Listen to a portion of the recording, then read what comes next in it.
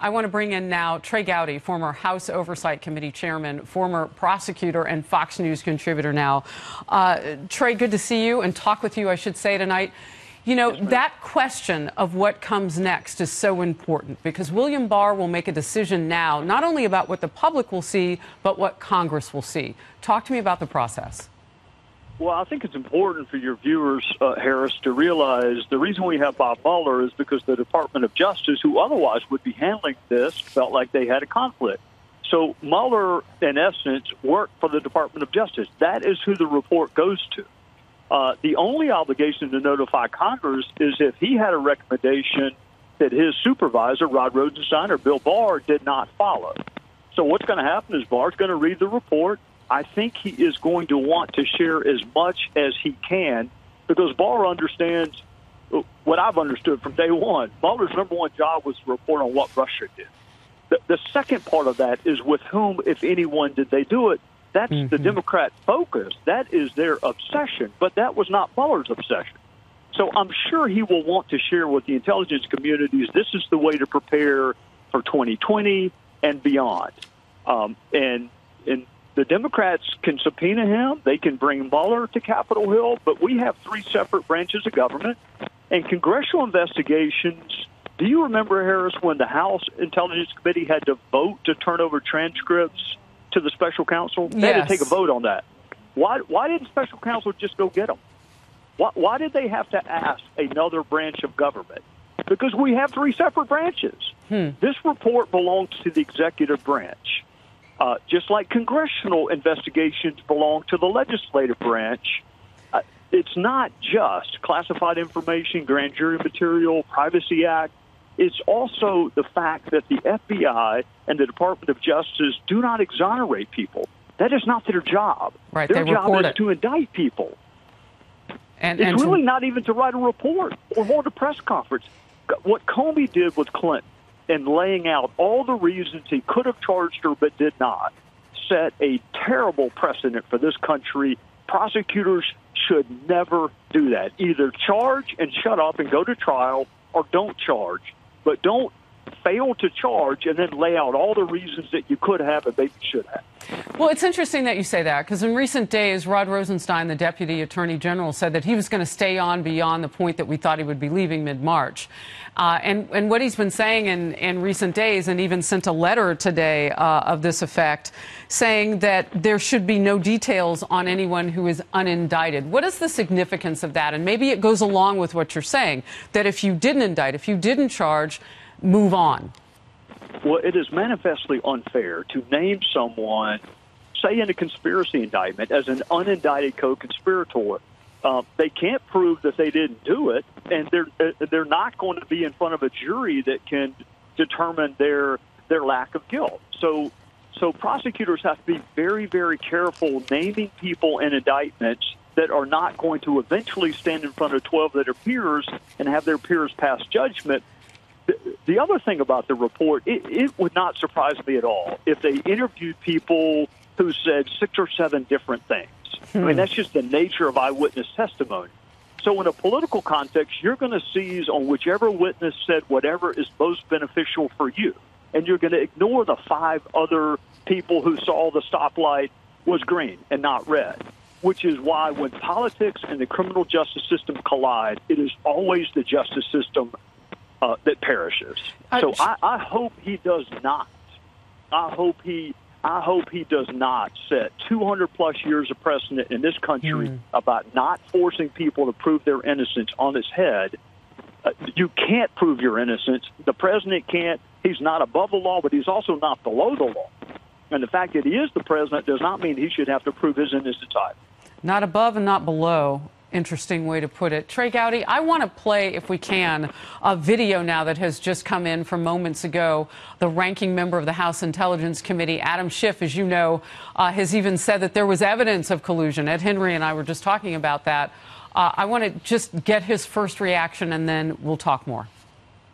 I would first argue that the department cannot adopt a double standard and should cooperate willingly. But if it doesn't, we will have to subpoena the evidence. We will have to subpoena Mueller or others to come before the Congress and answer questions because If there is evidence of a compromise, whether it arises level of criminal conduct or not, it needs to be exposed.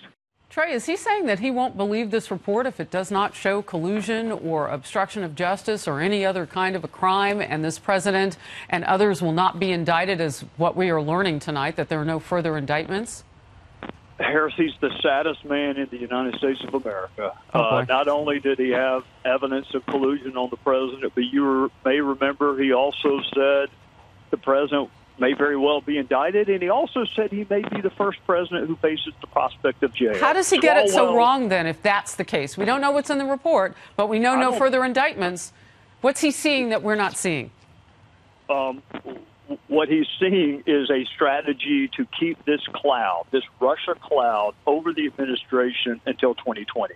And that's always, Adam has seen nothing that I haven't seen. So how can two people have such disparate views of the evidence? I never saw any evidence of collusion between the Trump campaign and Russia, and Adam says he has direct evidence. So two former prosecutors who are reasonable people cannot have views that disparate unless you're looking at it through a political prism. Swalwell said that indictments were coming. Remember when he tweeted that out? Eric Swalwell, California representative, Democrat? Yes. I mean, he's also on the House Intelligence Committee. So these guys know what the evidence is. They're very disappointed there are no more indictments because they said that there would be. And so they're going to try to drag this out. They're going to try to bring Barr and Mueller over to even though there are no indictments, which is a high standard. You have to prove these beyond a reasonable doubt to convict somebody in this country. But in politics, you just have to throw stuff against the wall and see what sticks. So if they can get Mueller or Barr and start saying, well, this witness said that, and this witness said this, then it's a political win for them, even though it's a loss for the country.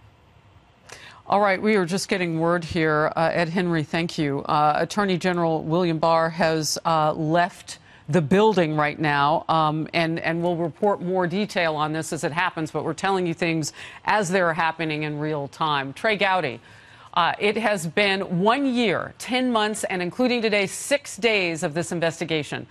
You were still on the Hill, and it is great to get your first response tonight when all this thing began. Thank you very much. Yes, ma'am. Thank you. Have a good evening. Thanks. I want to bring in now Ben Shapiro, editor-in-chief at thedailywire.com and author of the new book, The Right Side of History, How Reason and Moral Purpose Made the West Great. You and I were going to talk about sundry things tonight, and now we are focused in on something that you have been watching, and that is how Democrats deal with this. Your first reaction, and then I want to bring in some tweets from some of those 2020 Democratic hopefuls. Well, it's astonishing to watch as the Democrats turn their lonely eyes from Robert Mueller, who was supposed to be the deus ex machina who stopped President Trump, to the Southern District of New York. They're doing that in real time. They're claiming that maybe, just maybe, once the entire report is released, then it will tell us something different from the fact that there are no indictments, as we now know. And it will be amazing to watch them shift the goalposts. I'm seeing the media already suggesting that the big story is that President Trump is going to pounce. Whenever Republicans are exonerated of something, then it becomes a story about Republicans pouncing. It's never about media malfeasance for 2 years, suggesting beyond the evidence at hand that President Trump was responsible for deep, dark collusion with Russia that ended with Hillary Clinton losing the election. You know, Ben, you and I have talked before, and it's always interesting when people jump the shark on things. So Republicans should hold their enthusiasm on behalf of the president, and Democrats should hold their enthusiasm either thinking it's a dud coming out in this report and getting thirsty for more investigations. Here's what we have. 2020 Democratic hopeful Kamala Harris, senator, says this in a tweet. Americans deserve to know the truth now that the Mueller report is complete. The report must be released immediately, and AG Barr must publicly testify under oath about the investigation's findings. We need total transparency. Has William Barr, either previously in his confirmation hearings or anything you've heard since, Ben, said anything other than he will follow the rules and regulations and release the report? It's his intention to release as much as possible. No, I mean, I've heard nothing except that from Attorney General Barr, and I would expect that he releases as much as he legally can, because if I'm President Trump, that's actually what I want released. Plus, AG Barr has already vowed that that's exactly what he's going to do. We keep hearing that President Trump obstructed the investigation over and over and over. There is not one iota of evidence that he actually obstructed Robert Mueller, and I wouldn't expect him to obstruct Attorney General Barr here either, because the bottom line is no indictments. If there were going to be more indictments, you would expect it to be of all the people around President Trump. Forget about President Trump himself. There are people on the left suggesting that the reason no indictments came down is supposedly because you can't indict a sitting president. Okay, but you could indict everybody around him. None of those people got indicted. So that suggests that this may be a giant nothing burger. We don't know yet. But the Democrats already suggesting preemptively that this is all a giant cover-up is just as they shifted the goalpost from it was collusion first, then it was obstruction. Now they're shifting to preemptive narratives about cover-ups that haven't taken place yet. You are crisscrossing the country often. I see you popping up at universities and other places and talking to future voters, present voters. What is the temperature of people out there about this subject matter? We saw recently polling which showed that there was a growing number of Americans who felt like this was, in fact, what the president has called it, a witch hunt, which means it's far and broad and wide. And what are people telling you? I mean, what I keep hearing over and over is that people were ready to hear the facts, but in the end, they don't feel like there was going to be much that comes down. And if it turns out that not much came down, after Democrats overpromised for years on end that there would be hard evidence that President Trump skewed the election with the help of Vladimir Putin, that's going to blow back on them. I mean, you promise your base that you're going to get President Trump out of office and have him frog marched like the Krasenstein brothers, and things are going to go wrong for you when that turns out not to be true. This is just coming in. Senator Booker's campaign has just released an email urging supporters to add their name to a list if they support the release of the Mueller report. If you sign, it leads to a page to donate to the campaign. This is coming from my executive producer, normally on Outnumbered Overtime. So fundraising off of this. Again, I mean, the idea of jumping the shark is what gets you in trouble with the American people because, as you said, they just want the facts. I mean, it is such an obvious ploy. Every single thing that can be used for a fundraiser is used for a fundraiser by candidates for political office, obviously. But preemptively suggesting that Barr is going to engage in a cover-up, so sign a petition and give me money, is a pretty absurd use of everybody's time and money.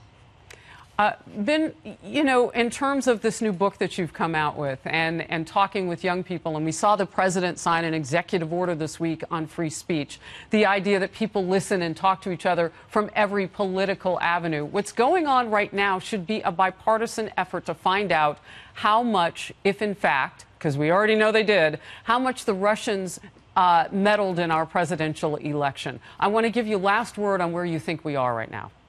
I mean, I think where we are is that Democrats are going to have to double down on what they already believed about President Trump. But I think that the best way for President Trump to be fully exonerated with the American public is for Barr to release as much as possible, which I think he will do. Is that going to stop the investigations? No. Will it stop the Democrats from looking to the SDNY? Of course not. But at the very least, it should give us a final word on what happened with Trump and Russia in 2016. So far, the only evidence available appears to be nothing criminal. Yeah, everybody's saying the same thing. They want to see it all. And now we've got Senator Booker. Of course, he's a 2020 Democratic presidential hopeful, trying to raise some donation money off of it. But we all want the same thing, and that's just the facts. Ben Shapiro, always great to have you on the program. Thank you. Thanks so much.